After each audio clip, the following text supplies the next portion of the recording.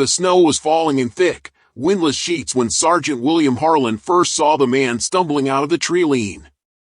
It was barely dawn, the kind of gray morning where sound felt swallowed whole, and the forest behind him looked like a wall of cold ash. The stranger's silhouette wavered, dipped, steadied again, and for a moment Harlan thought it was one of his own men returning from a night patrol.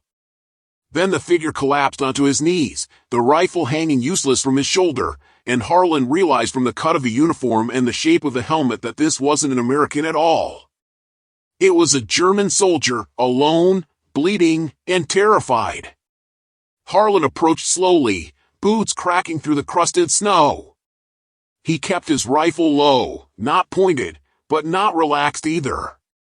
The German's breath came in sharp clouds, each one thinner than the last.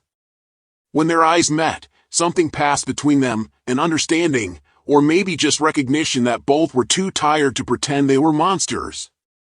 The man whispered a few hoarse words in broken English, "Thousands coming, through the valley, soon."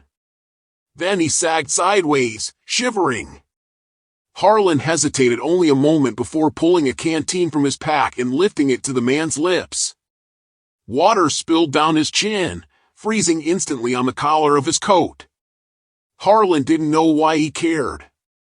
Maybe because he had once been found half dead in the Pacific and a stranger there had chosen not to finish him. Maybe because he was too exhausted to let hate take effort. Whatever the reason, he covered the man with part of his own coat and called for a medic. He thought that would be the end of it. It wasn't. Back at the American position, an unremarkable ridge on the outer edge of the Ardennes, the winter routine swallowed their attention again. The 106th Infantry Division was spread thin across cold ground that no one thought would matter.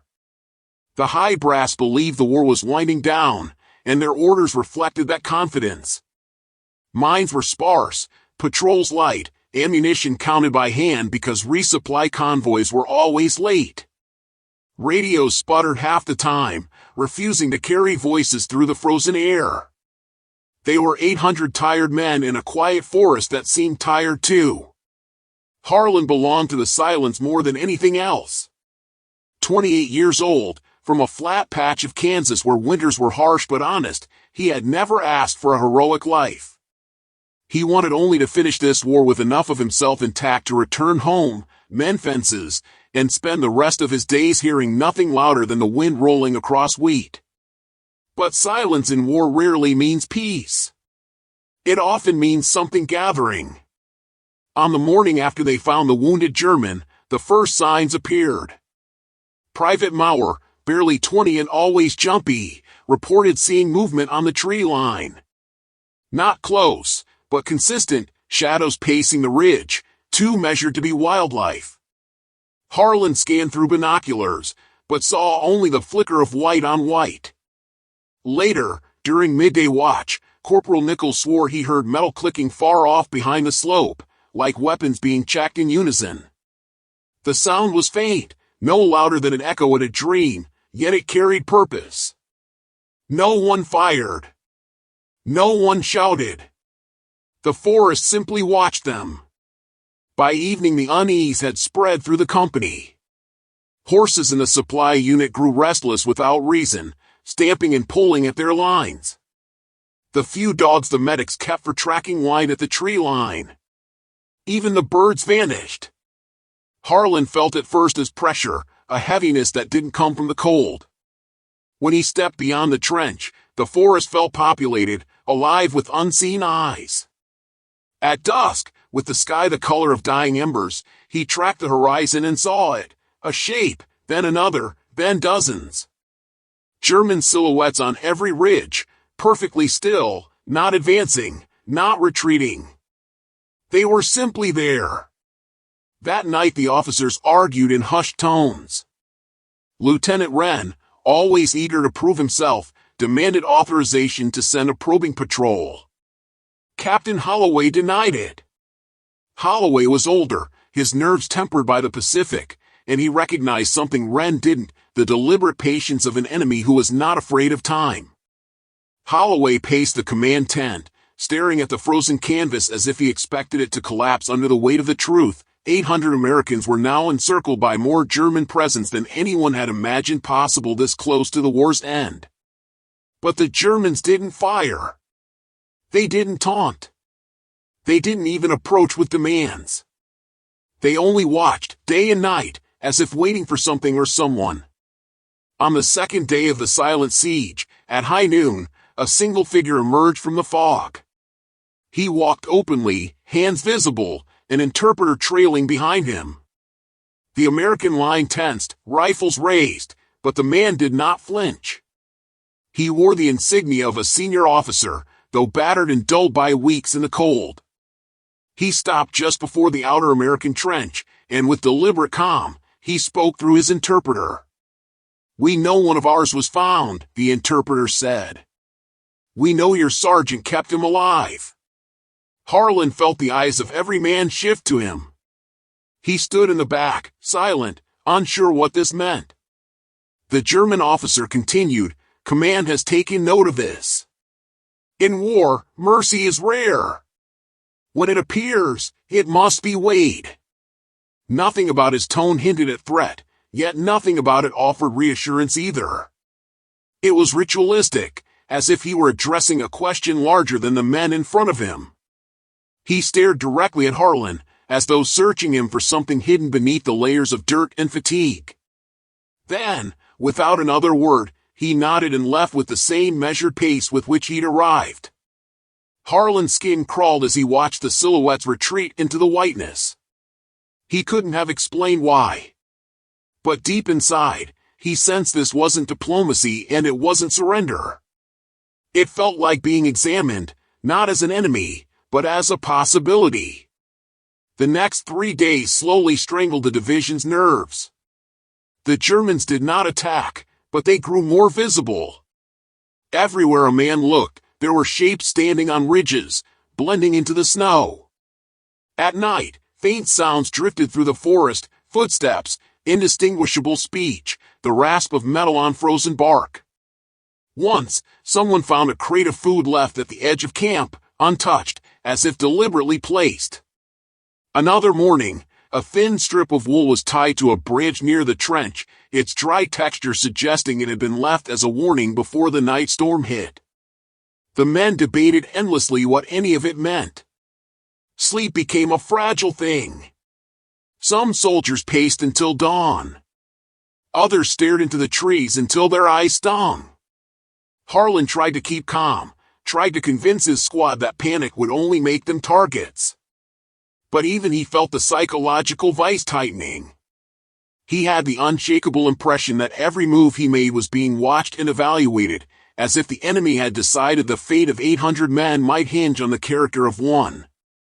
On the fourth night, as temperatures dropped below suffering, Corporal Nichols whispered across the fire, "They're not preparing to attack us, Sarge.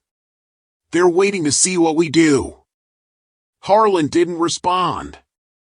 He knew Nichols was right. He felt it in his bones, heavy and cold as the winter pressing in around them.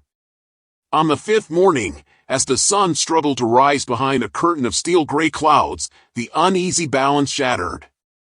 The distant rumble of engines carried through the valley, American engines, bouncing unevenly off the frozen soil. Word spread fast through the trenches, reinforcements were arriving. 60 men, maybe 70, accompanied by officers whose crisp uniforms and clean boots contrasted sharply with the frostbitten faces of the 106th. Their presence brought no relief. If anything, it tightened the knot in every stomach. The new officers marched straight into the command tent, their breath fogging in the cold. While Harlan wasn't inside to hear the argument firsthand, the tension bled through the canvas like smoke. Raised voices, accusations, references to cowardice and protocol. When Captain Holloway finally stepped out, his jaw was locked, his eyes flint hard. The reinforcements soon followed, one officer in particular, Lieutenant Briggs, a man whose rigid posture and clenched fists betrayed a hunger for confrontation rather than understanding. Briggs strode along the trench line, inspecting the men as though they were recruits who had failed inspection. His voice carried without restraint. "You've let them surround you for days," he demanded, gesturing toward the hills where German silhouettes stood like statues. "You've allowed the enemy to dictate terms by simply staring you down?" Harlan kept his eyes lowered, not out of submission, but to avoid giving Briggs a reason to turn his anger toward him. But Briggs's gaze found him anyway. "You're the sergeant who saved the enemy soldier," he said, stepping closer. "Is that right?" Harlan nodded once. Briggs scoffed. "Your compassion may have doomed us all. You realize that, don't you?" There was no use arguing, not with a man who had already decided what the truth should be. Harlan simply answered, "He was dying." Briggs leaned in. "You should have let him." The words hit Harlan with more force than if the lieutenant had struck him. Around them, several men stiffened. They had seen enough of war to know that mercy wasn't weakness, sometimes it was the only thread holding their humanity together. But Briggs wasn't done. "We break the encirclement in the morning," he announced loudly to everyone within earshot. "We hit the western ridge first, then push through the valley. If they want to stand there watching us, we'll show them what real soldiers do." Whispers filled the trench. The western ridge alone held more enemy movement than any other. Pushing through it was suicide. Captain Holloway intervened, his tone grim but controlled. "Lieutenant, with respect, that plan gets every man here killed." Briggs's response was immediate. "And doing nothing gets them killed slower? That's not strategy. That's fear." Harlan felt a cold, sinking sensation. The Germans had shown restraint, deliberate restraint. They weren't attacking because they didn't need to. They were waiting, watching. If Briggs forced a confrontation, the forest would erupt with enough firepower to wipe out 800 men in minutes. It wasn't bravery, it was arrogance dressed as valor. That night, while the reinforcements settled in and argued strategy around maps lit by lanterns, the Germans signaled again. No sounds, no approach, just shapes shifting in the distance, as if reminding the Americans they were still there, still patient. A few men insisted they saw more movement than before. If they had been hundreds on the ridges days ago, there were thousands now. Nearly every hill and shadowed valley held evidence of troops. Harlan stepped away from the fire to clear his thoughts. Snowflakes melted on his cheeks before freezing again. Nichols joined him, eyes darting at the trees. "They're tightening the ring," he whispered. "Feels like they're waiting for us to make the first mistake." Harlan didn't disagree. He watched the ridgeline until his vision blurred. The Germans weren't preparing for battle, they were preparing for judgment. His choice days ago had meant something to them. And now, for reasons he couldn't grasp, the fate of his entire division seemed entangled with that single act. The following dawn, things escalated. Briggs gathered his men and marched toward the western slope, intent on scouting before the assault. Harlan feared the worst. He followed at a distance, unable to stay behind when recklessness threatened to ignite a massacre. When Briggs reached the mouth of the valley, he signaled for 2 squads to fan out. Before they had taken more than a dozen steps, a sound rippled across the hills, something between a low horn and a distant growl. It wasn't loud, but it vibrated through the air with unsettling weight. The Americans froze. The Germans did not advance, but the forest suddenly felt crowded with unseen bodies. Briggs muttered, "What the hell was that?" Then the second sound came, higher, sharp, echoing like a whistle bouncing between cliffs. Soon, a pattern formed, a sequence of calls, signals passing from ridge to ridge with military precision. The Germans were communicating, not to attack, but to warn. Briggs took one more step, and that was when the valley answered. A thunderous roar rolled through the forest, not from artillery, but from tens of thousands of boots stomping once, a synchronized demonstration of force that made the snow tremble. Shapes appeared on the slopes, hundreds, then thousands, emerging from behind trees and rocks. Not charging. Simply revealing themselves. 40,000 German soldiers materialized like ghosts from the frost. The message was clear: if the Americans fired a single shot, the entire valley would collapse on them. Briggs stumbled backward, his bravado draining from his face. His men retreated instinctively. Harlan felt his breath itch. He had suspected their numbers were large, but seeing them, standing silent, disciplined, impossibly numerous, was like witnessing a tidal wave held motionless seconds before breaking. The Americans fell back to their lines in a terrified shuffle. Briggs said nothing. Not to Holloway, not to Harlan, not to anyone. His plan was dead. Pride had lost the scale. But that didn't solve the deeper problem. Now the Germans had made their point, and the Americans were left to interpret it. That evening, as lanterns flickered inside tents and men spoke in low voices about what they'd seen, Harlan sat alone near the trench wall. He stared at the snow-packed ground, the weight of responsibility pressing on him like a physical burden. He didn't choose to be part of whatever strange test the Germans were conducting, but he couldn't escape it either. The silhouettes returned at dusk, but this time fewer of them stood observing. It was as if the enemy had no more need to prove anything. They had shown their strength. Now they were waiting again, for a judgment, a confirmation, a decision. The decision came the next morning. The same German officer from before approached their lines, interpreter beside him.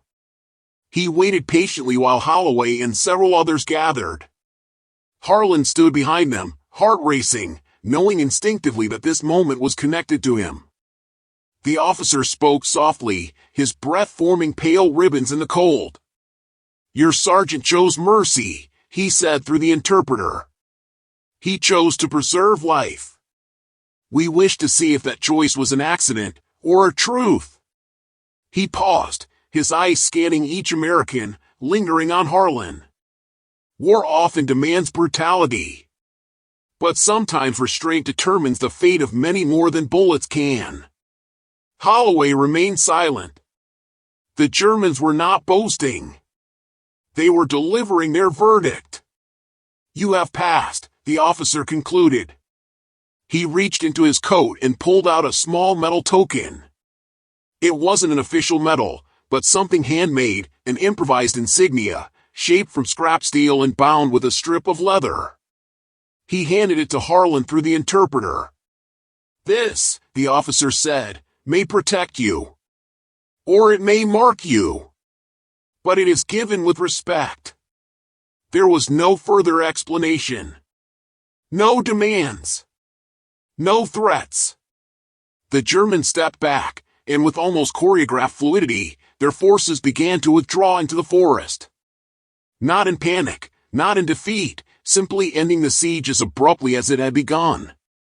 Within hours, the ridges were empty. The Americans were free. But the weight of what had happened settled heavily on every man who had lived through it. They had not survived because of reinforcements or superior firepower. They had survived because mercy had disarmed an army that vastly outnumbered them. For soldiers taught that victory came from bullets, it was a truth difficult to swallow. As the division prepared to move out in the following days, word of the incident spread through the ranks like a quiet rumor, half believed. Men looked at Harlan differently, not with fear, but with the uneasy recognition that something profound had unfolded across the snow, something that defied the usual logic of war. And Harlan, holding the crude metal token in his hand, felt no triumph. Only the strange certainty that the test wasn't over yet. The thaw did not come quickly. The cold still held the forest in a stiff, breathless grip, and the sky remained the same dull iron that it had been since the siege began. But the ridges were empty now, no shadows watching, no silhouettes leaning quietly against barren trunks. For the first time in a week, the men of the 106th could exhale. They moved with a strange uncertainty, like prisoners stepping out of a cell into blinding daylight. Freedom felt unfamiliar. Captain Holloway organized a slow withdrawal toward the next defensive line, but even as the men packed their gear and dismantled their makeshift shelters, the tension lingered. The forest had been too full of eyes, too thick with unspoken judgment. Now its silence seemed heavier than before, as if the trees themselves remembered what had passed and were reluctant to let the memory fade. Every man carried some version of the truth.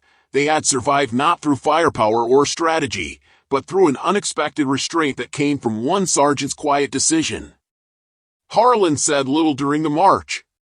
He kept the makeshift token tucked beneath his uniform, the metal warming faintly against his chest. It wasn't a medal. It wasn't meant to be seen by his own. It felt like a secret kept between two enemies who had chosen, in a moment of clarity, not to be enemies at all. The thought unsettled him. In war, lines were supposed to be clean. But nothing about the forest had been clean. Halfway to their new position, a small unit from Battalion Command intercepted them. These were not reinforcements. They were inspectors, sent after rumors reached the higher echelons about a non-engagement that had prevented a catastrophic loss. Their presence put every man on edge. The officers questioned Holloway first, then Briggs. The two men told entirely different stories. Briggs insisted that the standoff was the result of American readiness, that the enemy had lost nerve when faced with a strong counterforce. Holloway, exhausted by days of senseless tension, refused to dignify the lie. He said only what he knew. If Briggs had attacked, none of them would be standing. When the inspectors finally called for Harlan, he walked to them without hesitation. He felt their eyes trace the outline of his face, his uniform, the dirt embedded in the wrinkles of his sleeves. For a moment, none of them spoke. Then the senior officer asked, "Is it true that you aided an enemy combatant days before the encirclement?" Harlan answered honestly. He was dying. "You understand what that implies?" the officer pressed. "I do," Harlan said. "I also understand what would have happened if any of us had pulled a trigger that week." The inspector studied him, searching for defiance and finding only fatigue. "Some might call that mercy," he said. "Others might call it collaboration." Harlan didn't flinch. "Call it what you want. It kept 800 men alive." There was a long pause. Then the officer motioned toward Harlan's collar. "Show us what they gave you." Harlan hesitated. The token had been offered as a gesture that transcended national lines, but revealing it now felt like exposing something fragile. Still, he reached beneath his uniform and placed a metal piece in the officer's gloved hand. The inspector turned it over, his brow furrowing. "This is unusual," he murmured. "Why give this to you?" Harlan answered with the only truth he had. "Because they were waiting to see what choice I'd make. And what choice all of us would make." The officer handed the token back without comment. There were no accusations, no commendations, just silence. Then, with a curt nod, he dismissed Harlan. Whatever verdict they carried back to headquarters would not change the fact that 800 lives had hinged on an act no battlefield manual could explain. As the inspectors moved on, a few of the men approached Harlan, Nichols, Maurer, even Holloway. They didn't ask questions. They simply stood with him, sharing a quiet that felt almost sacred. They had witnessed something beyond strategy, something that blurred the boundaries between enemies and allies. For a brief moment in the frozen Ardennes, humanity had overpowered hatred.